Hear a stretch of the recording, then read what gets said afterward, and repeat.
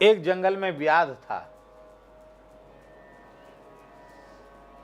व्याध तो व्याध ही होते हैं, जो उसकी रहनी पशुओं को मारना, उसी को खाना, उसी मांस को बेचना, यही उसका काम था। कथा, वार्ता, सत्संग, ये तो कोसों दूर, इससे कोई उस प्रयोजन ही नहीं था उसको।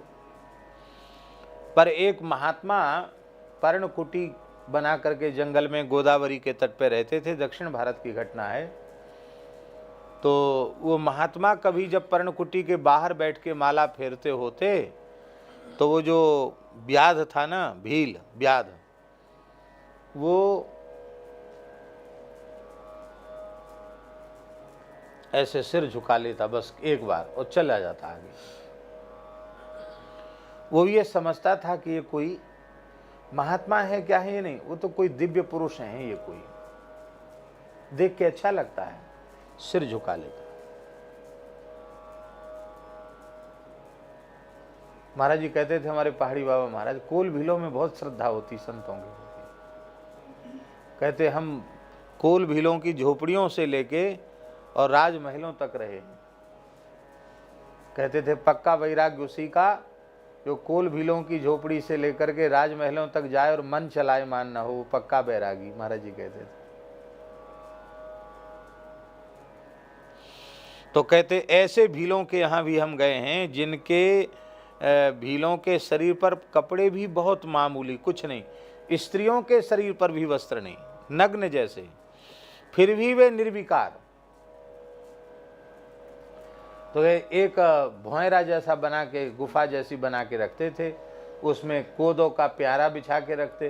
वो महात्मा होते तो उनको कहते इसमें चले जाओ, इशारा करते इसमें चले जाओ, तो हम लोग त्यागी तपस्वी इसमें चले जाते। बाहर धूना लगा देते, बाहर आओ तो धूना पे बैठ जाओ, और कोदो का भात देते, कोदो का भात, उसको बना के खा लो। तो महाराज जी कहते थे इतनी श्रद्धा भीलों में कि बड़े बड़े लोगों में ऐसी श्रद्धा नहीं। यद्यपि वो मद्य मांस का ही आहार करने वाले, लेकिन फिर भी संतों में उनकी श्रद्धा। तो वो भील जो था व्याध, बस ऐसे ही थोड़ा सा सिर झुका लेता।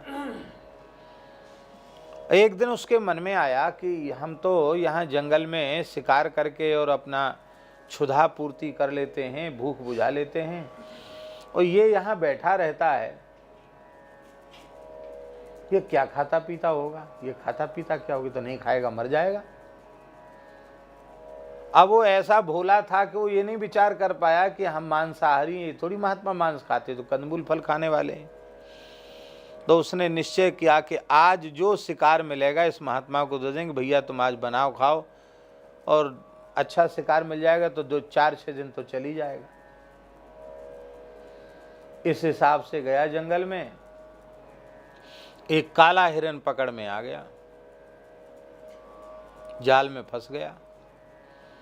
उसको जाल में बांध कर कंधे पर लटका के लाया, और आवाज लगी बाबा बाबा। बाबा भीतर कुटिया में भजन कर रहे थे, बाहर से भीतर चले गए थे। ले खा ले, भूख लग रही होगी, आज तुम्हारे लिए शिकार लाए हैं। महात्मा बाहर निकले, छटपटाते हुए उस हिरन को देख करके उनके हृदय में बहुत दया आई। अरे रे राम राम राम राम राम, क्या किया, छोड़ो छोड़ो इसको, छोड़ो छोड़ो। तो बोला इसको छोड़ देंगे तो क्या खाएगा। महात्मा बोले हमारे खाने की चिंता छोड़ दो, इसको छोड़ो पहले। उसको छुड़वा दिया, और वो भील नाराज हो गया। बोला हमने इतने मेहनत से पकड़ के लाए, लाद के लाए, तुमने छुड़वा दिया। जब तुमको शिकार छोड़ना ही था तो शिकार करने के लिए ही लोग जंगल में आते, तू क्यों आया यहाँ, यहाँ क्यों रहता, क्यों आया। तो महात्मा तो बड़े विशेष प्रेमी थे, नाम जापक थे, वो रोने लगे। बोले भैया तुम भी शिकार करने के लिए जंगल में रहते हो, हम भी सारा संसार, परिवार, नगर, गांव, घर परिवार छोड़ करके हम भी इस जंगल में शिकार खेलने के लिए ही आए हैं, हम भी शिकार पकड़ने आए हैं, पर वो शिकार हमें मिले तो हम उसको स्वीकार करेंगे। कौन सा शिकार? तो वो महात्मा बोले श्री कृष्ण मृग का शिकार। श्री कृष्ण मृग, वो नहीं समझा श्री कृष्ण मृग क्या। बोले हमारा बताओ, उसके लक्षण बताओ कैसा है। तो नख सिख श्री कृष्ण का वर्णन महात्मा ने कर दिया। ऐसे लाल लाल चरण हैं, पैर में नूपुर हैं, ऐसी पिंडली हैं, ऐसे घुटने हैं, ऐसी जंघाएं हैं, धोती पहरे हैं, कोंधनी लटक रही है, छोटी छोटी घंटियां रुंझन बंध रही हैं, गंभीर नाभि है, बड़ा सुंदर त्रिवली है, विशाल वक्षस्थल है, सुंदर सुकोमल भुजाएं हैं, खूब पूरा मुखारविंद है, बड़े बड़े नेत्र हैं, नासा मणि बड़ी सुंदर शोभा दे रही है। हाँ, वर्णन किया। अब वो सुनता रहा। वो ऐसा विलक्षण था कि उसने पहली बार ही सुना था, वो तो जानते नहीं था कि ऐसा भी लोग कोई होगा। तो उसने सोचा कि इस तरह का कोई जानवर जंगल में होगा, इसको खोजने आया है।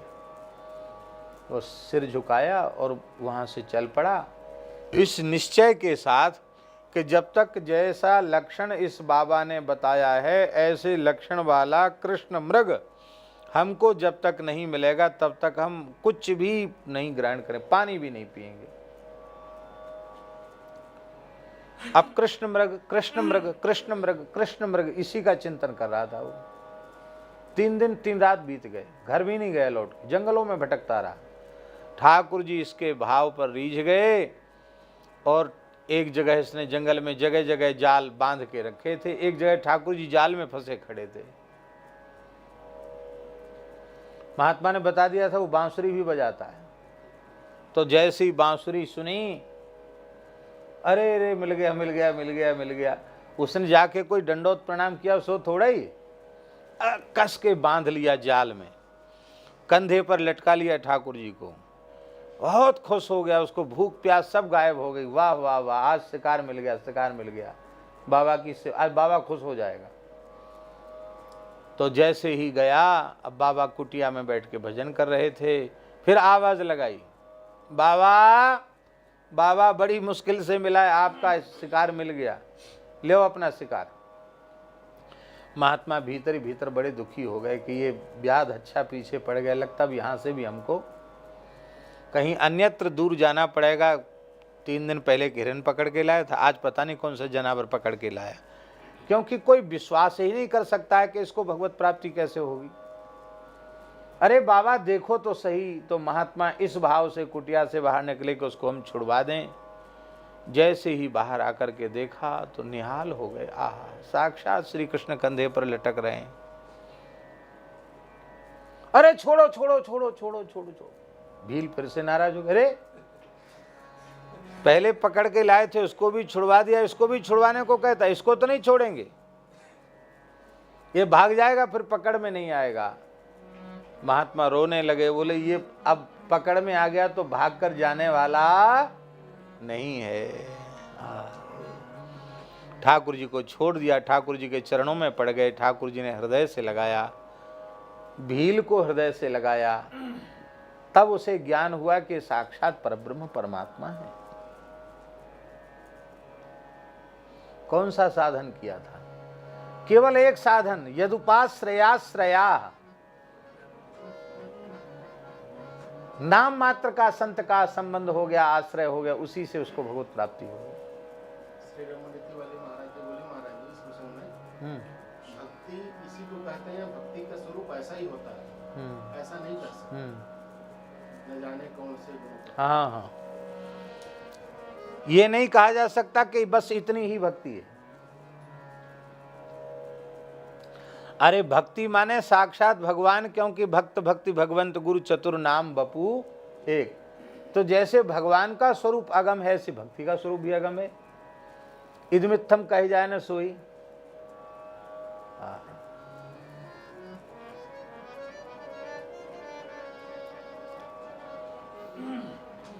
न जाने कितने व्याधों को, व्याध गणिका गज अजामिल साखी निगमन भने व्याध गणिका गज अजामिल साखी निगमन भने और अधम अनेक तारे और अधम अनेक तारे जात का पे गने जात का पे मैं हरि पतित पावन सुने मैं हरि पतित।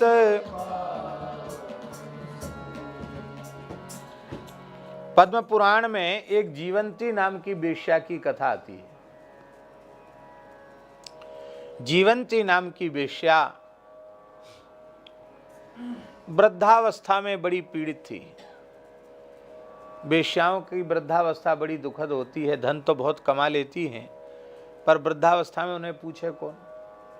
उनका समय कटना मुश्किल होता है। बड़ी दुखी रहती थी, बीमार भी रहती थी। एक बहेलिया सामने से दिखाई पड़ा जाता हुआ, तो मन बहलाने के हिसाब से उससे एक तोता उसने खरीद लिया। और वो जो तोता था, शुक था, मिट्ठू, वो किसी वैष्णव के घर का तोता था। और वो पिंजरा खुल गया तो बाहर निकल गया था। उसको भगवान नाम जपने का अभ्यास था उस तोता को, क्योंकि घर में कथा कीर्तन का माहौल।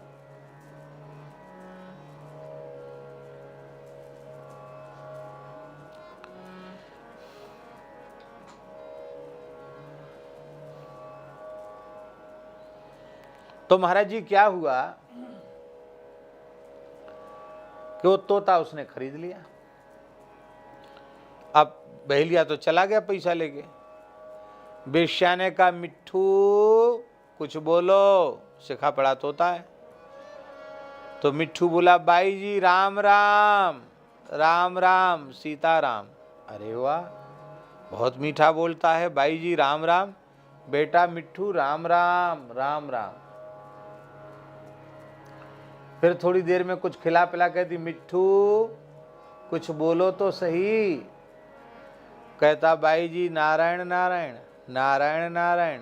कभी कहता मुकुंद मुकुंद, कभी कहता कृष्ण कृष्ण, कभी कहता गोविंद गोविंद। और तो वैष्णव के घर का तोता था, जब जो मन में आवे सो नाम लेता था वो। तो बिना प्रयास के, बिना महिमा जाने, समय काटने के हिसाब से नाम का उच्चारण होने लग गया वेश्या का, और धीरे धीरे उसके पाप नष्ट होने लगे। ऐसा एक अवसर आया कि वेश्या के प्राणांत का समय था। भयंकर यमदूत उसको दिखाई पड़े, क्योंकि पाप तो जीवन में बहुत किए ही थे। अब तो महाराज उसने देखा कि अब मैं मर जाऊंगी, मैं बचूंगी नहीं। और तोता से बहुत प्रेम उसका हो ही गया था, और तोता का उससे प्रेम हो गया था, क्यों बहुत खिलाती पिलाती थी। तो उसने कहा, बेटा अब मैं मर रही हूं, अब आखिरी में तो कुछ बोल दे। तो तोता बोला, बाई जी राम राम। बाई जी बोले, मिट्ठू राम राम, राम राम कह के उसके प्राण निकल गए। और तोता में भी इतना प्रेम था कि ये मर जाएगी तो मेरा क्या होगा, वो उसके भी प्राण निकल गए। तो बाई जी राम राम कहने के बाद तोता से कोई दूसरी क्रिया नहीं बनी, और मिट्ठू राम राम कहने के बाद उससे कोई क्रिया नहीं बनी। जमदूतों को भगवत पार्षदों ने मार के भगा दिया, और सुगा पड़ावत गनिका तारी, तर गए सदन कसाई। अजामिल को तार दिया। साखी, ये सब साक्षी हैं। निगमन भने,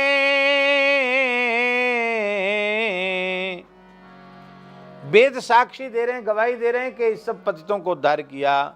और अधम अनेक तारे, जात कापे गने।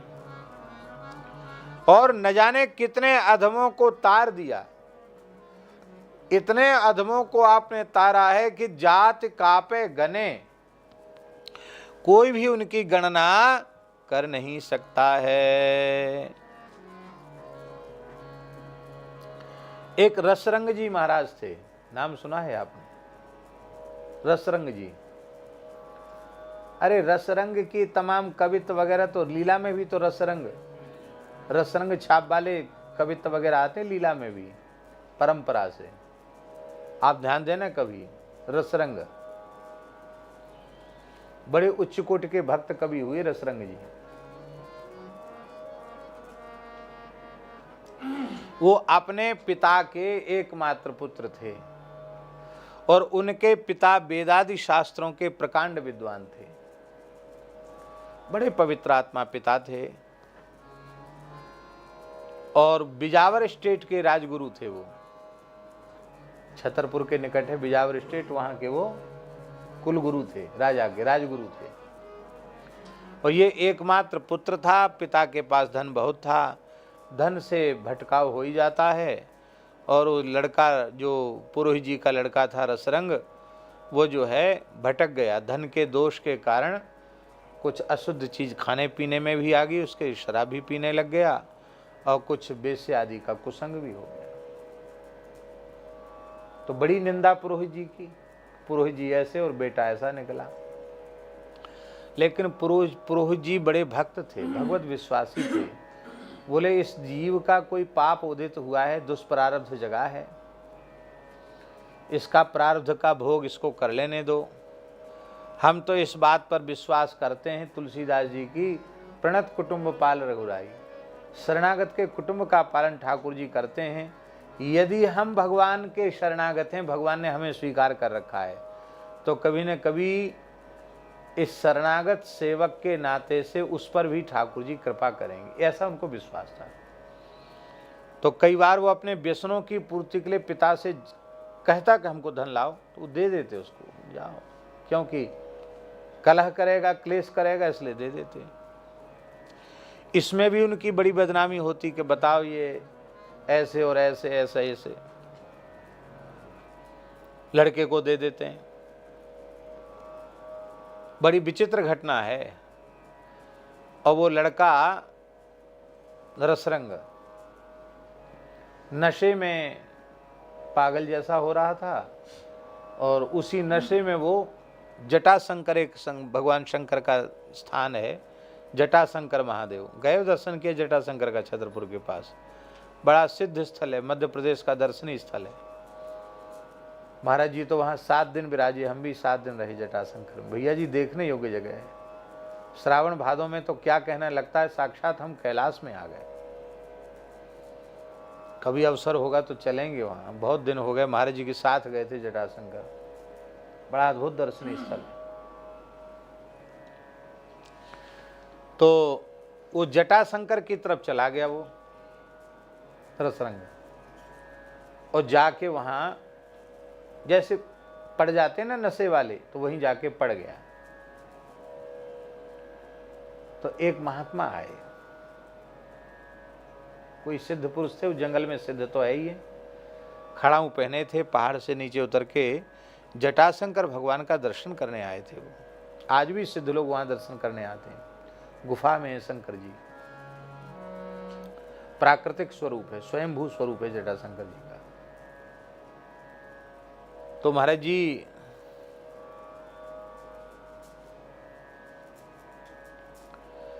उन्होंने देखा तो उनको दया आ गई। मनुष्य है, भारतीय है, ब्राह्मण है, एक विद्वान का लड़का है, लेकिन देखो कुसंग में पड़कर इसकी क्या दशा हो गई है। तो उन्होंने क्या किया, उसका हाथ पकड़ा और उठाया उसको, सिद्ध महात्मा ने उठा करके भोले बाबा के पास ले गए खींच के, और बोले महाराज और तो कोई भेंट नहीं है, नई भेंट लाया हूं, स्वीकार कर लो। काशी में सबको मरने वाले को राम राम सुना, तो जिंदे को राम नाम सुनाओ। भोले बाबा ने कृपा कर दी, संत तो चले गए और वहीं से रसरंग जी के जीवन में परिवर्तन हो गया। रसरंग एक महान सिद्ध संत हुए, महान रसिक संत हुए, भगवत प्राप्त जीवन मुक्त संत हुए। उस क्षेत्र के लोग वृंदावन को नहीं जानते थे, तब उन्होंने कहा कि वृंदावन नहीं जाओगे तो हम फांसी लगा लेंगे। इस तरह से लोगों को वृंदावन लाए। उनके पद, उनके कवित्व, उनके सवैया पुराने रासधारी गाते रहे हैं, रसरंग जी के। अब हमारी कोई ध्यान में आएगा तो रसरंग जी की हम कोई रचना सुनाएंगे आप।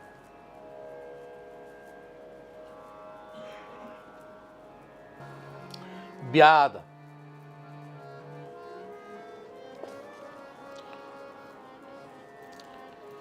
जरा नाम का व्याध भगवान पीपल वृक्ष का आश्रय लेकर, अश्वत्थ वृक्ष का आश्रय लेकर के चतुर्भुज द्वारकाधीश भगवान श्री कृष्ण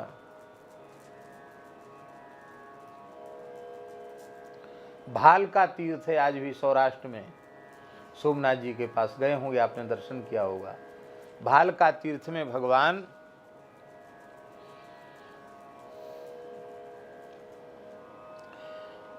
पीपल वृक्ष का आश्रय लेकर भगवान बैठे हैं। भगवान का दाहिना चरण बाएं घुटने पर है, ऐसे मुड़ के रखा है, ठाकुर जैसे टिक के बैठे हैं, मुस्कुरा रहे हैं मंद मंद। इसी को कहते हैं परमात्मा। 56 करोड़ यदुवंशी सामने लड़ भिड़ कर समाप्त हो गए और ठाकुर जी की मुस्कान में इतना भी अंतर नहीं पड़ा।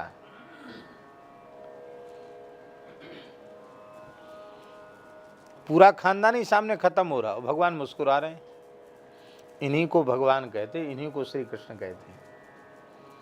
और उसी समय जरा नाम के व्याध ने भगवान के चरण के तलुए को देखा तो उसको भ्रम हो गया। उसको लगा कि ये हिरन का लाल लाल होठ है या हिरन की आंख है चमकती हुई लाल लाल कोर वाली, मृग है, ऐसा भ्रम हो गया उसको। और उसने अपनी धनुष पर प्रत्यंचा खींची और बाण छोड़ दिया। उसके बाण का जो फलक था वो वही फलक था जो दुर्वासा जी ने श्राप दिया था सांब को। कथा तो आप सबको मालूम है ही है। सांब को स्त्री बना लिया, यदुवंशी बालकों ने स्त्री की वेशभूषा धारण करा दी और पीछे पीछे हो लिए, उसको आगे कर लिया। महात्माओं को प्रणाम करते और कहते महाराज ये हम सबकी संयुक्त पत्नी है, इसके बच्चा है, शर्मती है बेचारी, लाज करती है, पूछना चाहती है कि इसके बेटा होगा कि बेटी। मखौल कर रहे थे महात्माओं से। महात्मा सोचते बच्चे हैं कोई बात नहीं, आगे बढ़ा देते। सबसे आखिरी में जमात पड़ी थी दुर्वासा जी की। एकांतवासा झगड़ा न झांसा। जैसे उन्होंने कहा कि हमारी पत्नी है, इसके पूछना चाहती, लजाती है थोड़ा, इसके बेटा होगा कि बेटी। इतना सुनते तिलमिला गए दुर्वासा जी। अरे मूर्खो, भगवान श्री कृष्ण ब्रह्मण्य देव हैं। हम ऋषियों की, ब्राह्मणों की, संतों की चरणरज को मस्तक पर धारण करते हैं और तुम उनके खानदान के, उनके बेटा बेटी इतने उद्दंड हो गए हो, महात्माओं से हंसी करते हो, मखौल करते हो। तो कान खोलकर सुन लो, न बेटा होगा न बेटी होगा, भयंकर मूसल जिससे 56 करोड़ यदुवंशियों का नाश हो जाएगा, वंश का नाश हो जाएगा। भागे लड़के सब, समुद्र के किनारे गए, कपड़ा खोले तो उसमें से मूसल निकला और डर गए कि बात तो सच्ची हो गई। सब भगवान श्री कृष्ण के सामने नहीं गए डर के मारे, क्योंकि नृग के उद्धार के प्रसंग में भगवान ब्राह्मण महिमा वर्णन कर चुके हैं। अभी अभी की ताजी ताजी घटना है नृग उद्धार की, और क्या क्या मुंह लेके जाएं भगवान के सामने। बड़े बूढ़ों को थोड़ा गुस्सा कम आता है, क्योंकि बहुत लंबा जीवन वो देखे हुए होते हैं, फिर सब इंद्रियां उनकी शिथिल हो जाती, सोचते का किस पे गुस्सा करना। तो उग्रसेन जी सबसे वृद्ध थे, उनके पास गए, बोले बाबा गलती तो बहुत भारी हो गई, अभी क्या करें।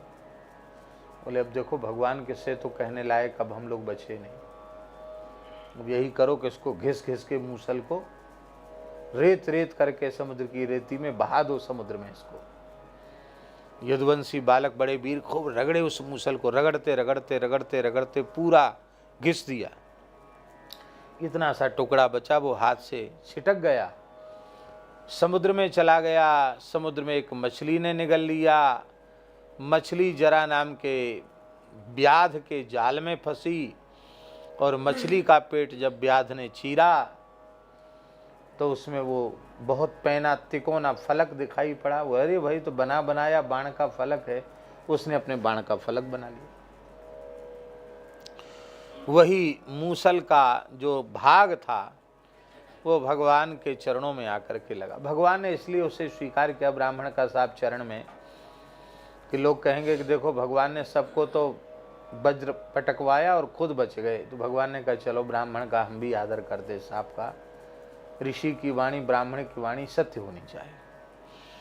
अब जब शिकारी पहले बाण चलाता है, फिर देखता है शिकार के पास जाता है, तो जैसे ही भगवान के निकट गया तो साक्षात भगवान को देख करके थरथर कांपने लगा, जरा रोने लगा। बोला महाराज मैं महापापी हूँ, अधम हूँ, मैंने आपके चरणों में प्रहार किया, मेरी क्या गति होगी। भगवान मुस्कुराए, बोले जरा मेरी इच्छा से ही तुमने किया है, तुम भले ही पापी थे लेकिन अब पापी नहीं हो, क्योंकि सन्मुख होई जीव मोहि जबहि जन्म कोटि अघनासहि तभी। तेरे करोड़ों जन्मों के पाप नष्ट हो गए, तू मेरे ही सामने मेरे धाम को जा। और भगवान ने उसका उद्धार कर दिया।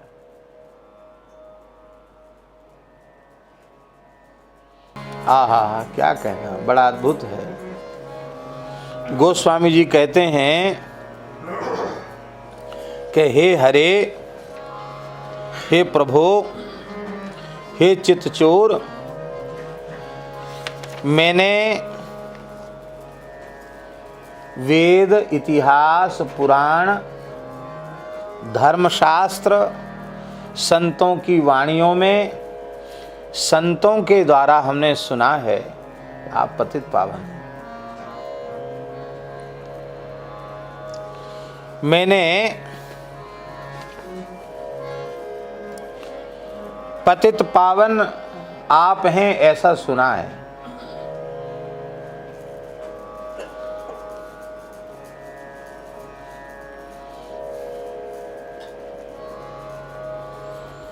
तो हे भगवान,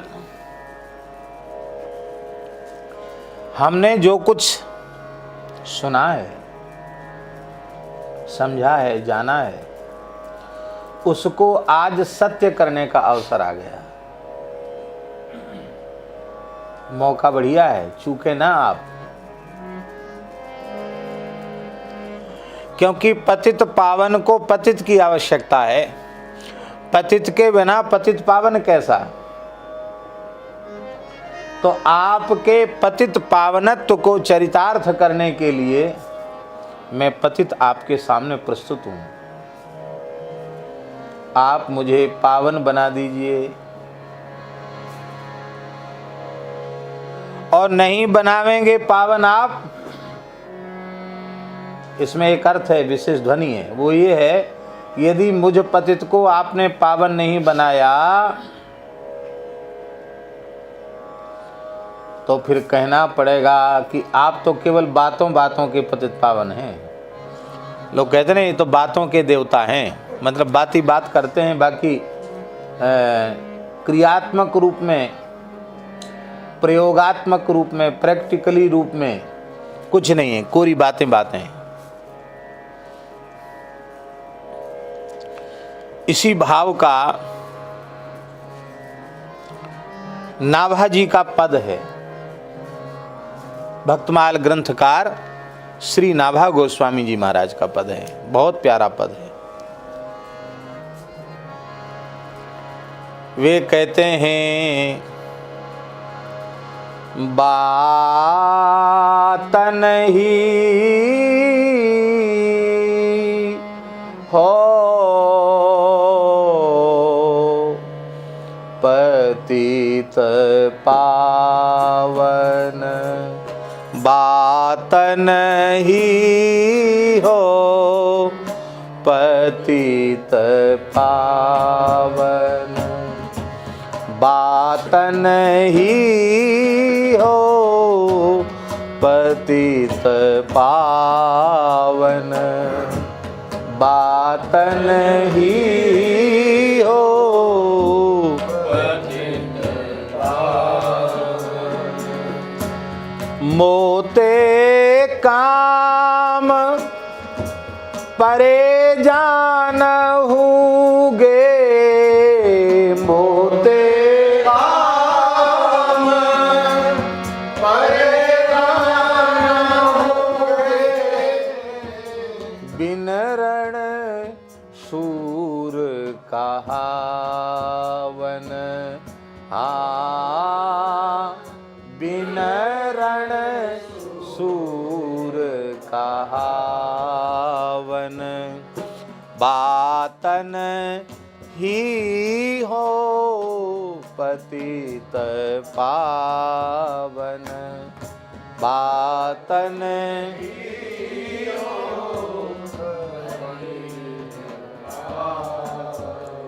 हे नाथ, आप बातों बातों में पतित पावन बन गए। मेरे जैसे पतित से पाला पड़े और मुझे पावन बनावें, तब आपकी पतित पावनता चरितार्थ होगी। बिनरण सूर कहावन, बिना युद्ध किए ही कोई सूरवीर का खिताब लेना चाहे तो ये कैसे संभव है?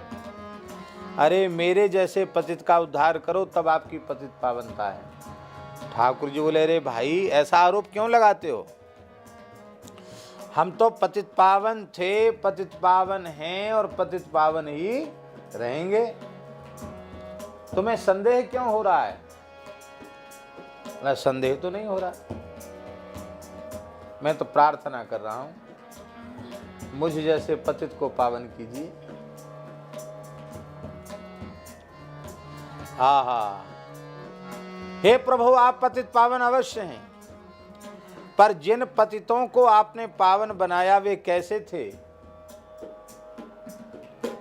को टाक द्वे टाक पौसेरा, बड़ी बड़ाई शेर हो पूरण पतिताई सो, ज्यों पाषाणन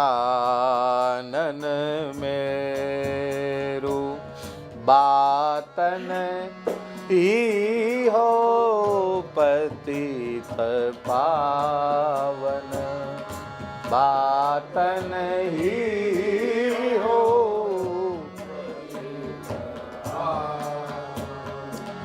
कोई छटाक भर का पापी, कोई दो टांक माने दो छटाक का पापी, कोई पाव भर का पापी, कोई आधा शेर का पापी, और मैं तो पूरा एक शेर का पापी हूं। नहीं, बड़ी बड़ाई शेर। आपकी लिस्ट में जो सबसे बड़े पापी हैं अजामिल जैसे, एक शेर के पापी हैं। लेकिन मैं न छटाक हूं, न दो छटाक हूं, न पाव भर हूं, न आधा शेर हूं, न एक शेर हूं। मैं तो पाप में सुमेरु पर्वत के समान हूं। यहां नाप तोल है ही नहीं। भगवान बोले, कोई बात नहीं, बने रहो, सुमेरु के समान बने रहो। बोले, भगवान फिर भी अंतर तो है। क्या? सतयुग त्रेता द्वापर हूँ के, सतयुग त्रेता द्वापर हूँ के, पतितन को गति आपी, पतितन को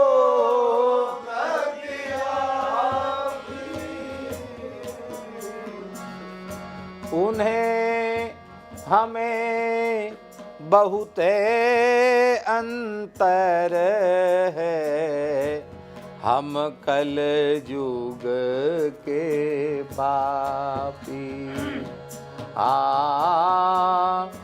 उन्हें हमें बहुत अंतर है, हम कल युग के पापी।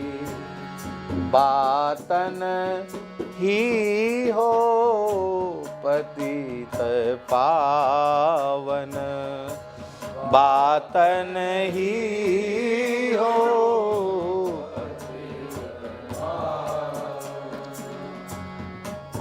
दिन मणि खद्योत आन खल अविद्या को जू उजागर। गोपद पावन के न सरवर, हो दुर्मति जल सागर। बातन ही हो पतित पावन, बातन ही हो पतित। हाँ नाथ, आप तो सूर्य हैं, हम जुगनू हैं।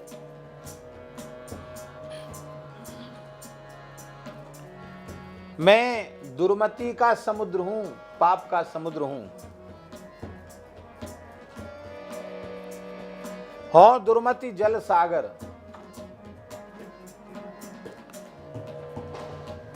गाय के बछड़े के खुर के गड्ढे में पानी भरा हो, उसे कोई ठीक ठाक कर दे? वो नहीं।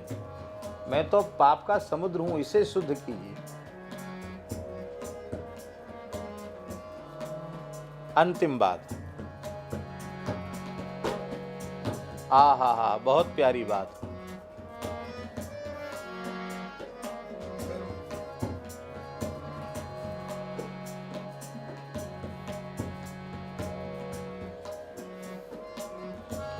पतित पावन विरद तिहारो, पतित पावन विरद तिहारो।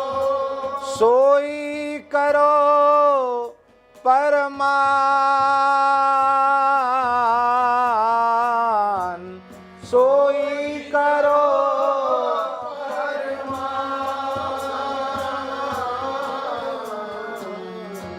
पाहन नाव पार करो नाभा। पाहन नाव पार करो नाभा, कै हरि पकड़ो कान। हाँ, कै हरि पकड़ो कान। बातन ही हो पतित पावन, बातन ही हो पतित पावन। हे नाथ, आपका पतित पावन विरद है, आज उसे प्रमाणित कर दीजिए, और नहीं तो कान पकड़ के बोल दीजिए कि हम सतयुग में पतित पावन थे, त्रेता में भी थे, द्वापर में भी थे, कलयुग में भी किसी किसी के लिए, पर नाभा तुम्हारे जैसे पतित को पावन करने की सामर्थ्य मुझ में नहीं है। कहते हैं इस पद को सुनते ही रघुनाथ जी प्रकट हो गए और उन्होंने कहा कि तुम्हारी दीनता अब हमें सहन नहीं हो रही है। नाभा जी, जो पतित जीव तुम्हारा स्मरण करेंगे वे पावन हो जाएंगे, तुम इतने क्यों रुदन कर रहे हो? यह है भैया संतों की दीनता। हमने कहां अपने को स्वीकार किया? देखो, ये बात बिल्कुल पक्की है, चाहे हम हो या आप हो, किस जाति का है, किस अवस्था का है, कितना पढ़ा लिखा है, किस पद पर, कोई लेना देना, ये सब बेकार की चीजें। कोई भी जीव मात्र, मनुष्य मात्र जब तक अहम शून्य नहीं बनेगा तब तक न तो उसके भीतर ज्ञान का प्रकाश होगा और ना ही उसके भीतर प्रेम का प्रकाश होगा। अहम शून्य बनना पड़ेगा। परमंजे के गुरुजी की बात बार बार याद आ, एकदम घूर हो जाओ। पूज्य मोटे गणेशी वाले महाराज जी कहते थे, जो प्यार करते हैं अपमान को वे प्राप्त कर लेते हैं भगवान को। मोटे गणेशी वाले महाराज जी का बात। अपमान कौन सहेगा? जिसमें दीनता होगी।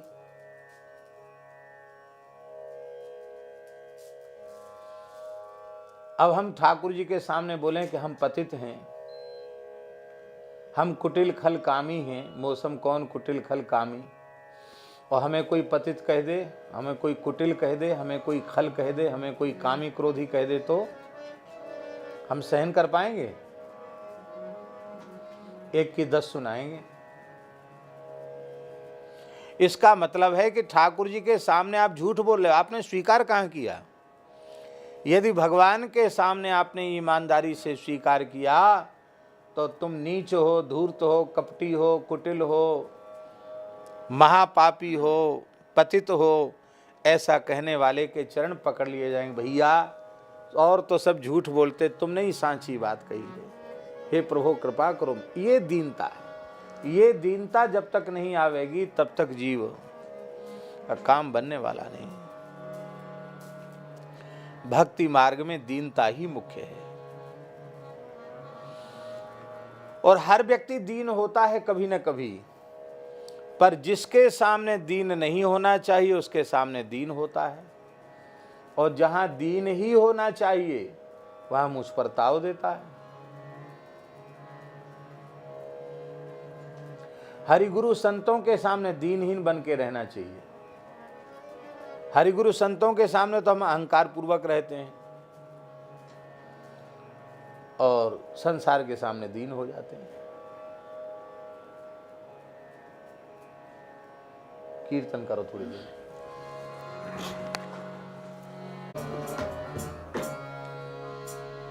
श्री वृंदावन बिहारी लाल की। दो बानक बने। आप वैकुंठ में, गोलोक में, साकेत में विराजते ही हो, वहां पतित पावन नहीं बन सकते। न गोलोक में पतित पावन बन सकते, न वैकुंठ में, न साकेत में। क्यों? वहां कोई पतित ही नहीं है, आप पावन कहां से बनेंगे? पतित पावन तो आप तब बनते हैं जब धरती पर अवतरण लेते हैं। जब धरती पर अवतार लेते हैं तब आपका पतित पावन बाना चरितार्थ होता है। तो हे भगवान, आपने बहुत सुंदर भाव है, बड़ा प्यारा भाव है कि तमाम पतितों को आपने पावन बनाया है। हम स्वीकार करते हैं, विश्वास करते हैं, श्रद्धा करते हैं, क्योंकि साखी निगमन बने, वेद इसकी साक्षी हैं, पुराण इतिहास साक्षी हैं। लेकिन भगवान, ये कलयुगी जीव जो है ना, पद पद पर अविश्वास करते हैं। भगवान ने कहा फिर क्या करें? बोले फिर यही करो कि हमको पावन बना दो, तो हम लोगों से कहेंगे देख लो। ये बात पुरानी नहीं है, नई भी है, मुझे देख लो। फिर मैं आपका प्रचार ज्यादा करूंगा। अभी तो जो प्रचार कर रहा हूं वो कर ही रहा हूं, फिर ज्यादा प्रचार करूंगा, उदाहरण दूंगा ना कि देखो, मुझे देखो, मैं कैसा पतित था और रघुनाथ जी ने हृदय से लगा कि मुझे कैसा पावन बना दिया। इसलिए हे नाथ, मेरी प्रार्थना है इस अवसर को चूकिए मत। आप इस अवसर को चूकिए नहीं।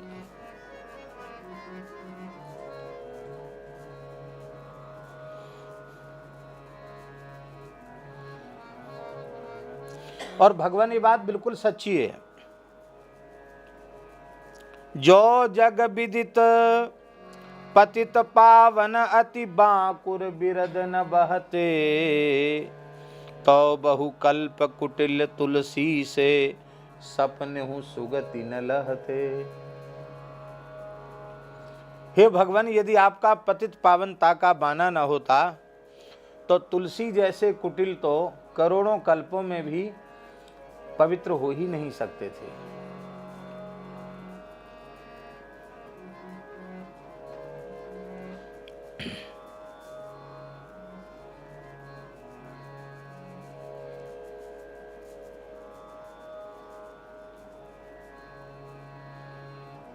हे भगवान, हमने पाप करने का बाना धारण कर लिया है और आपने पापियों को पवित्र करने का बाना धारण कर लिया है। दोनों का संयोग हो गया। हमने तो पाप करने का बाना धारण कर लिया है और आपने पापों को मिटाकर उस जीव को पावन बनाने का बाना धारण कर लिया है।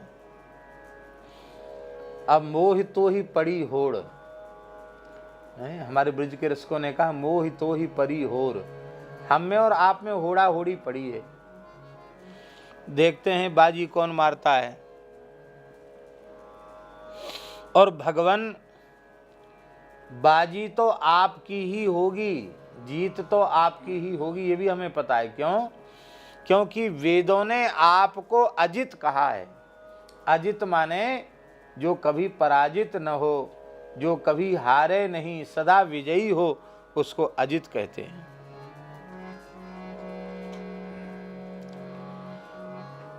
दूसरी बात है दो बानक बने।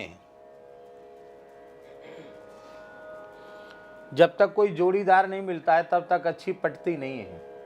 और किसी अच्छी को कोई बढ़िया जब जोड़ीदार मिल जाए तो कहते अब तो खूब पटेगी।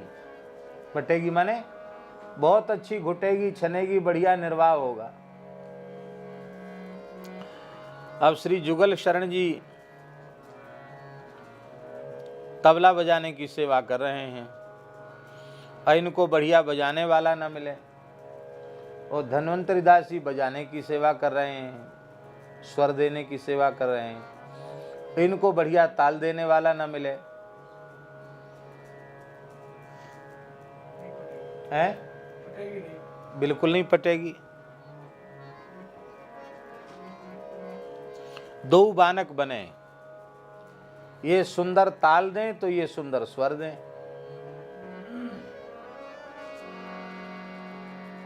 और दोनों अलग अलग दिशा के होंगे तो नहीं पटेगी। तो हे भगवान, आप पतित पावन हैं और हम पतित हैं, तो दोनों का बाना बहुत अच्छा है। इसलिए खूब हमारी आपकी खूब पटेगी, खूब बढ़िया से निर्वाह होगा। और नहीं तो तमाम कलयुगी लोग अविश्वास करेंगे कि लोगों ने मनगढ़ंत लिख दिया है वेद पुराणों में, और हमारे जैसे पतित का उद्धार कर दोगे तो अब सबको विश्वास हो जाएगा। और न जाने कितने पतितों को बुला बुला कर मैं आपकी शरण में ले आऊंगा। देख लो भैया, हमें देख लो, अब भी तुम्हें विश्वास क्यों नहीं है? दूसरी बात यह है कि आप धरती पर पधारे क्यों? क्या कमी थी आपके लोक में? आप धरती पर पतितों की खोज करने के लिए पधारे हैं। तो आप किसी को खोज रहे हो और जिसे आप खोज रहे हैं वो मिल जाए तो आपको प्रसन्नता होगी कि नहीं? आप अपने पतित पावन नाम को सत्य करने के लिए पतितों का अन्वेषण करते हुए धरती पर पधारे, और कितनी बढ़िया बात हुई, आपको खोजना नहीं पड़ा, मैं सामने से आ गया कि मैं पतित हूं, हे प्रभु मुझे पवित्र कीजिए।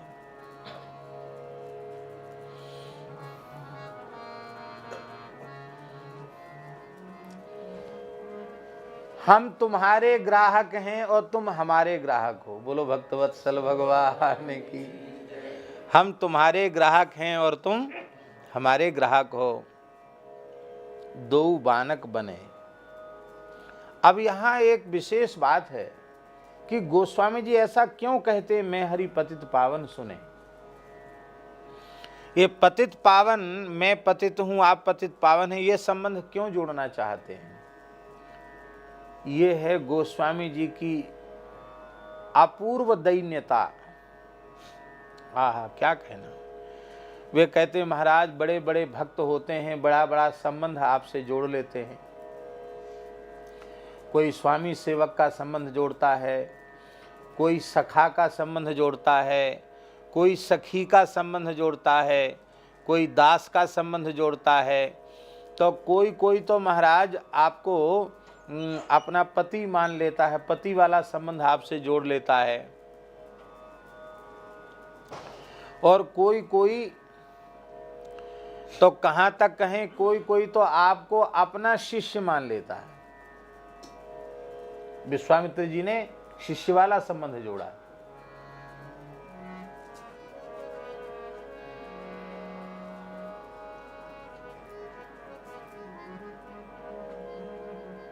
कैसी विद्यानिधि को विद्या दीनी।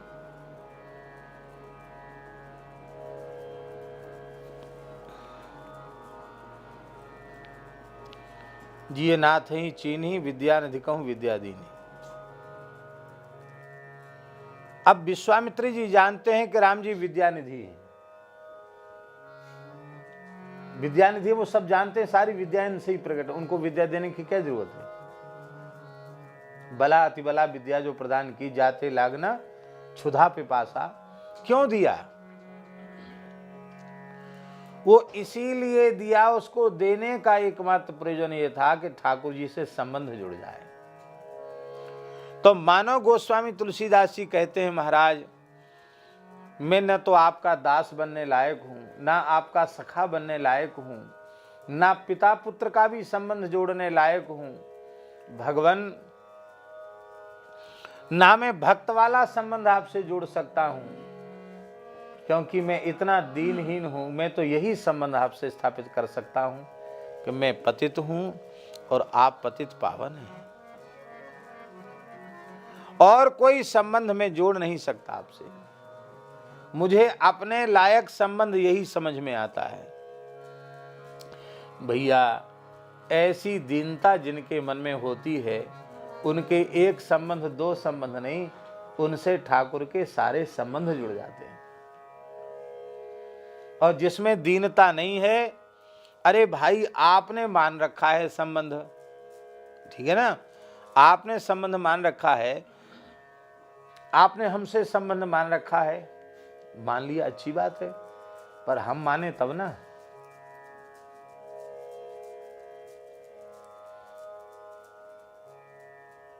आपने तो संबंध मान लिया, पर हम तो संबंध स्वीकार करें।